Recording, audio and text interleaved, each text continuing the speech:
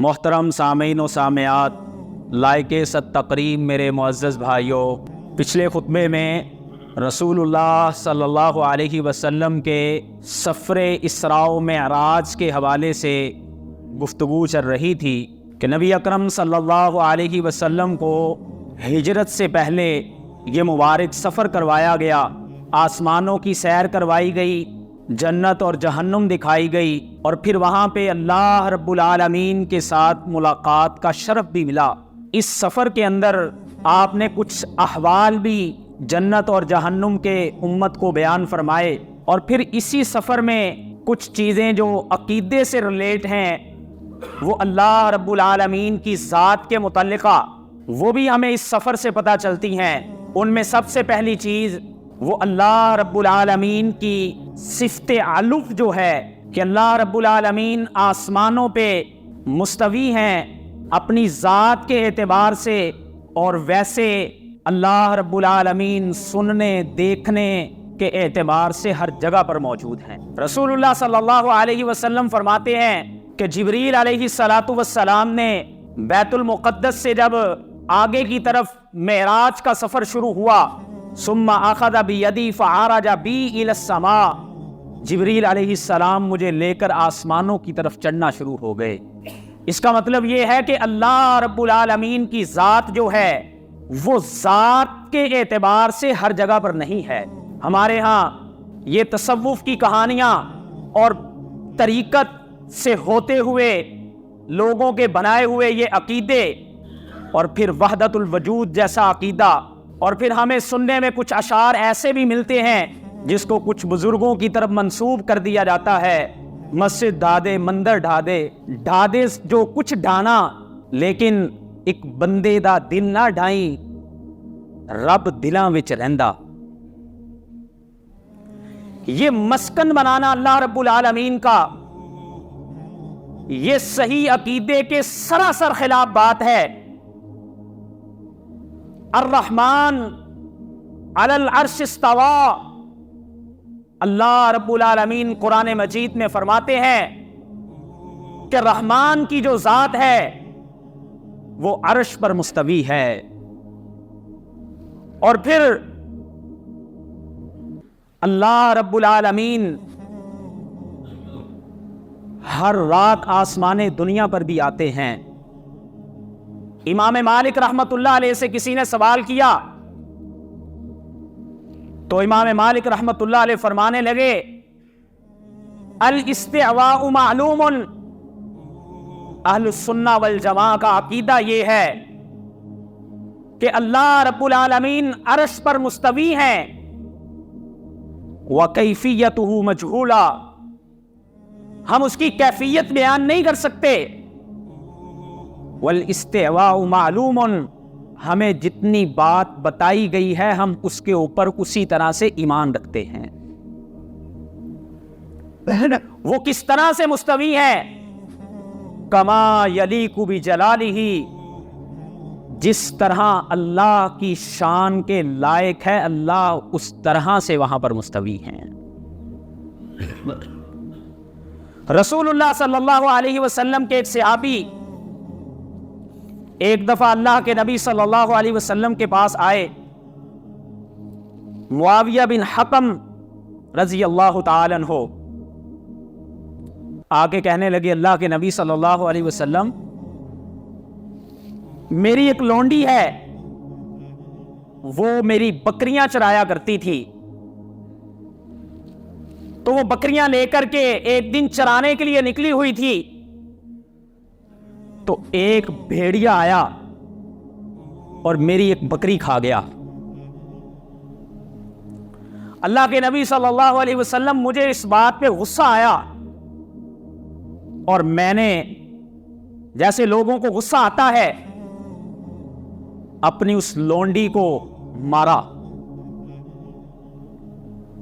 اب مجھے اس بات پہ افسوس ہوتا ہے، تو کیا میں اس کو آزاد کر دوں؟ رسول اللہ صلی اللہ علیہ وسلم فرمانے لگے کہ اس کو تم میرے پاس لے کے آؤ۔ جب وہ صحابی اس کو اللہ کے نبی صلی اللہ علیہ وسلم کے پاس لے کے آئے تو آپ نے اس سے 2 سوال کیے. پہلی بات آپ نے یہ پوچھی این اللہ، اللہ کی ذات کہاں ہے؟ احادیث میں آتا ہے کہ وہ بول نہیں سکتی تھی، اس نے ایسے اوپر آسمانوں کی طرف اشارہ کیا کہ فی السماء، اللہ کی ذات آسمانوں پہ ہے. اس کے بعد رسول اللہ صلی اللہ علیہ وسلم نے پوچھا من انا، میں کون ہوں؟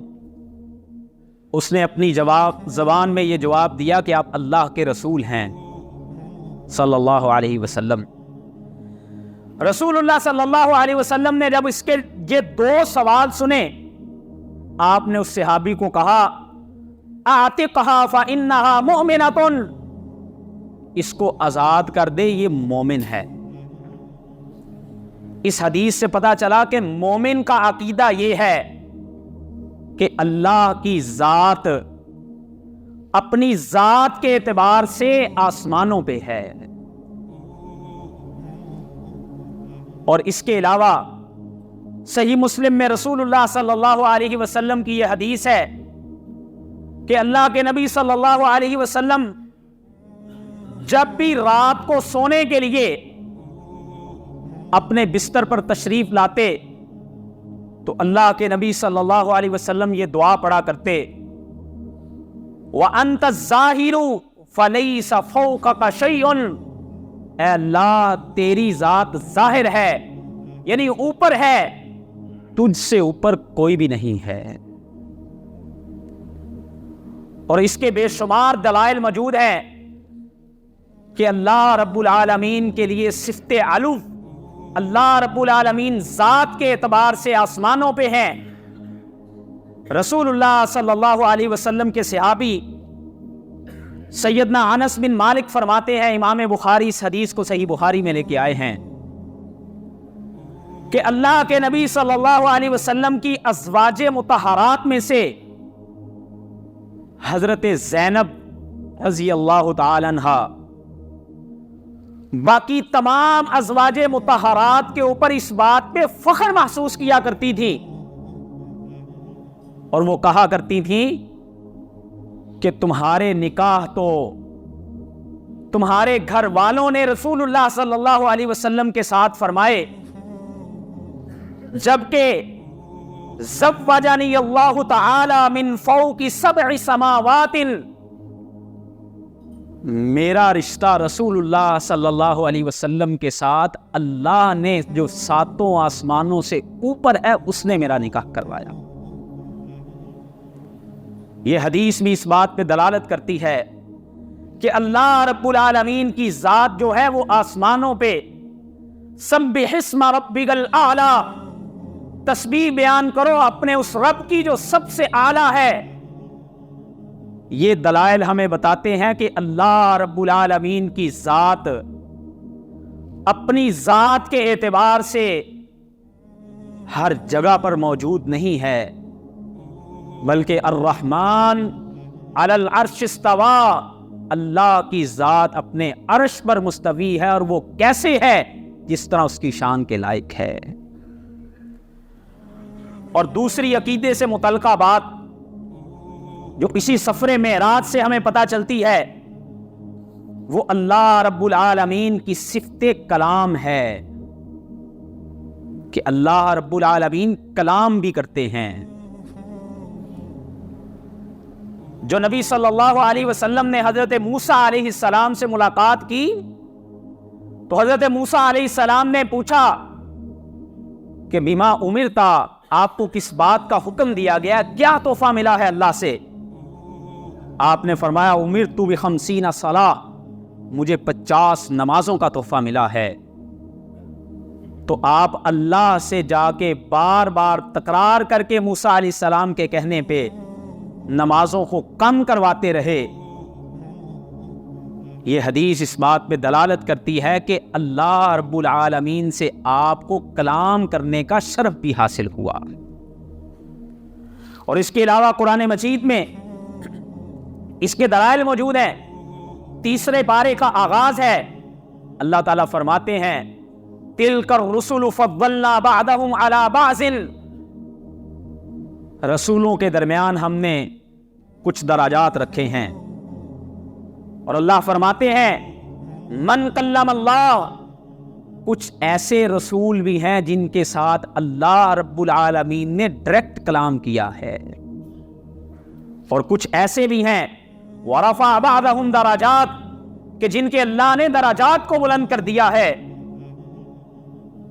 اور ائمہ اکرام مفسرین نے کلم اللہ کی تفسیر میں بالاتفاق یہ بات لکھی ہے، یعنی موسیٰ و محمدن وکذالک آدم علیہم السلام، کہ جن سے اللہ نے کلام کیا اس سے مراد موسیٰ علیہ السلام ہیں، اس سے مراد جناب محمد الرسول اللہ صلی اللہ علیہ وسلم ہیں، اور اس سے مراد آدم علیہ السلام ہیں. امام ابن حجر اسقلانی رحمۃ اللہ فتح الباری میں لکھتے ہیں کہ یہ وہ دلیل ہے جو سب سے مضبوط اس بات پہ کہ اللہ رب العالمین نے جناب محمد الرسول اللہ صلی اللہ علیہ وسلم سے کلام فرمایا معراج کے موقع پہ. اور قرآن مجید میں ایک اور مقام پہ اللہ فرماتے ہیں وَكَلَّمَ اللَّهُ مُوسَىٰ تَكْلِيمًا، اللہ رب العالمین نے موسیٰ علیہ السلام کے ساتھ کلام فرمایا. لیکن یہاں پر ہمارے ہاں پھر بعض لوگ یہ بات بھی کرتے ہیں کہ وہ جو کلام ہوا، وہ جو ملاقات ہوئی، وہ دراصل اللہ کا دیدار تھا.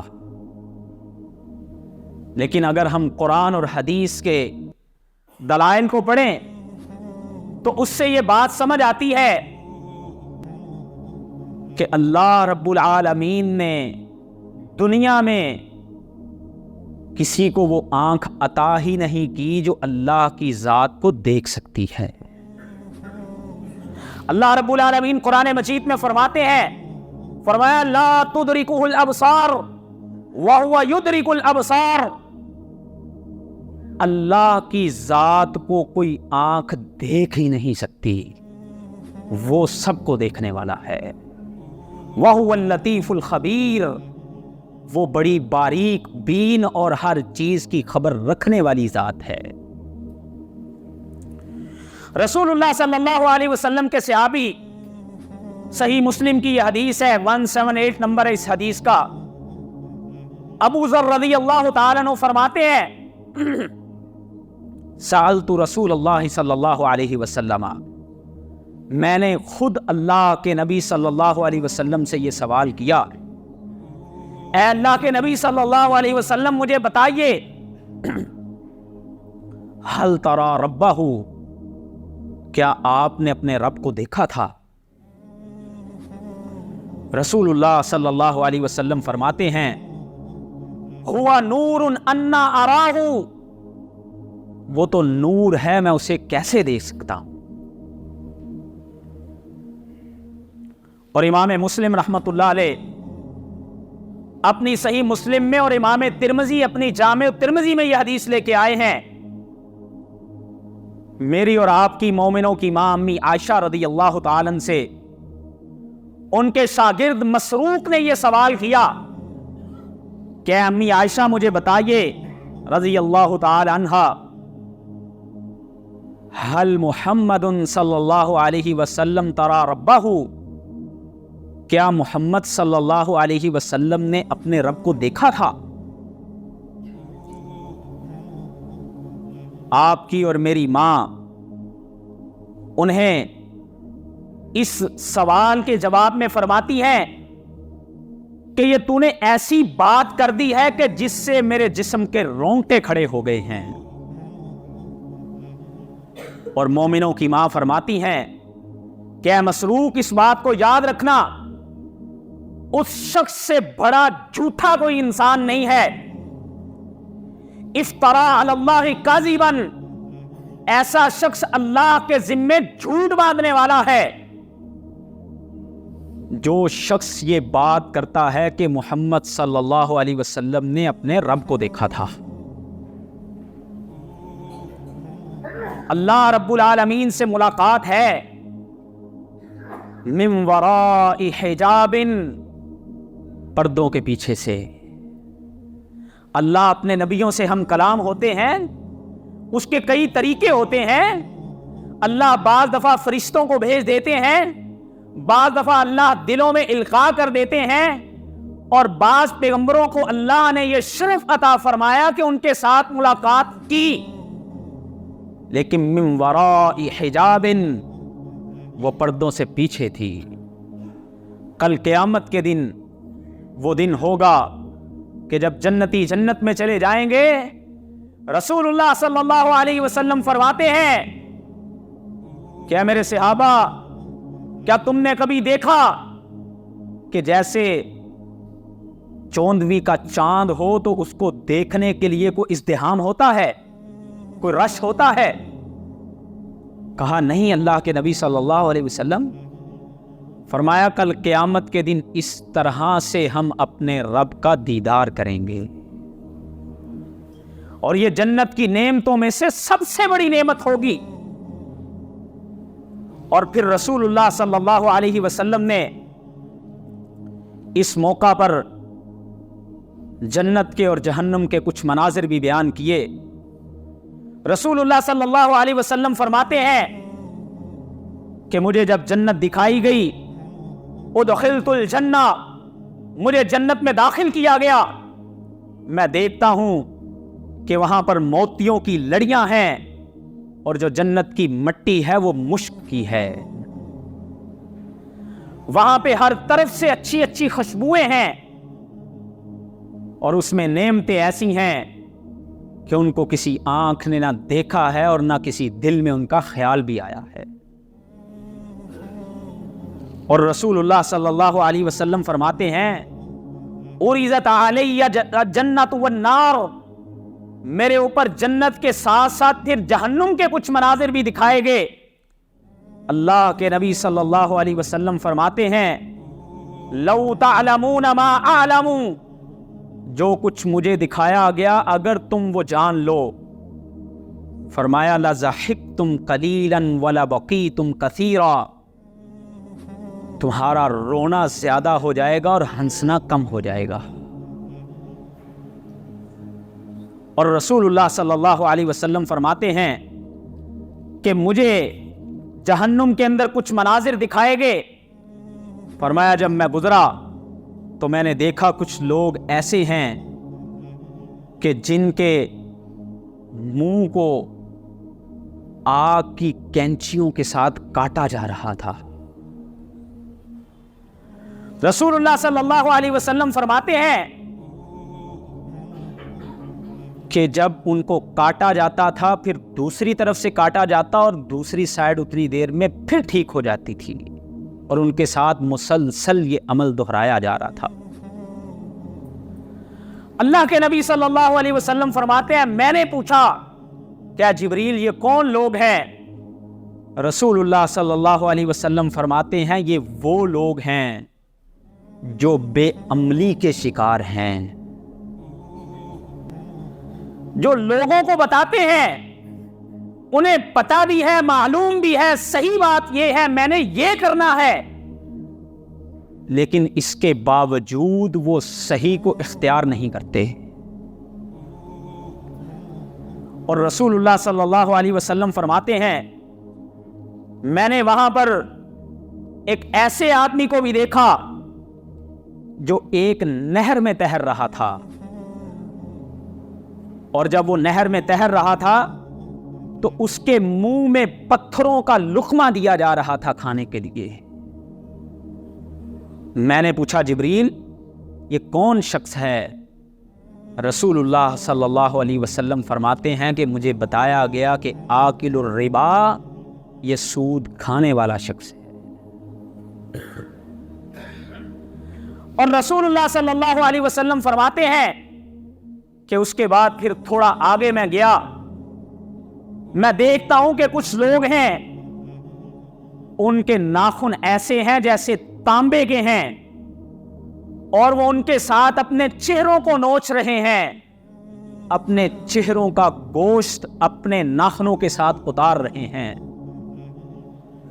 رسول اللہ صلی اللہ علیہ وسلم فرماتے ہیں میں نے پوچھا من ہؤلاء یا جبریل، اے جبریل یہ کون لوگ ہیں؟